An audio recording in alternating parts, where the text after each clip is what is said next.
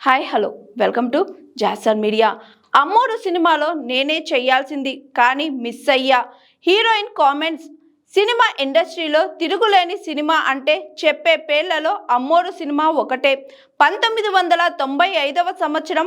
అప్పటికి తెలుగునాట గ్రాఫిక్స్ గురించి పెద్దగా తెలియదు. ఆ సమయంలోనే స్టన్ అయ్యే హంగులతో అమ్మోరు చిత్రాన్ని తీసి ప్రేక్షకుల చేత జేజేలు అందుకున్నారు దర్శక దిగ్గజం కోడి రామకృష్ణ.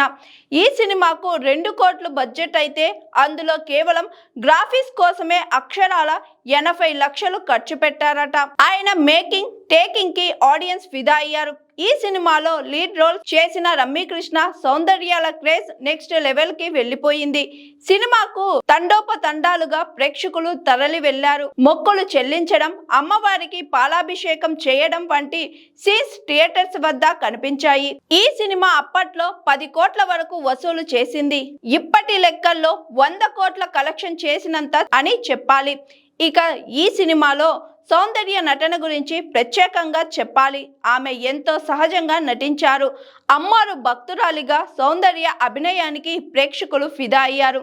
అలాగే రమ్యకృష్ణ అమ్మవారిగా జీవించేశారు.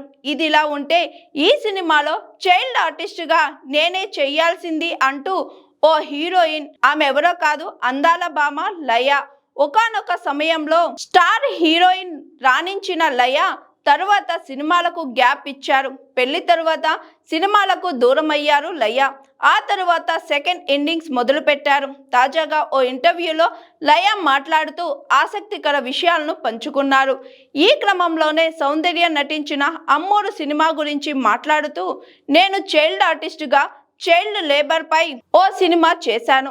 30 మందిని సెలెక్ట్ చేశారు. అందులో మెయిన్ ఎవరు చెయ్యాలనే దానిపై టెస్ట్లు పెడితే నేనే సెలెక్ట్ అయ్యాను.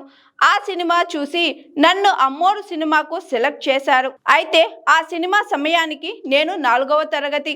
కానీ అమ్మోరు సినిమాకు నన్ను అనుకున్నప్పుడు నేను 7వ తరగతి. దాంతో ఆ పాత్రను నేను పెద్దదాన్ని అయిపోతాను అని భావించారు. అందుకే ఆ పాత్ర సునయన చేశారు అని తెలిపారు లయ.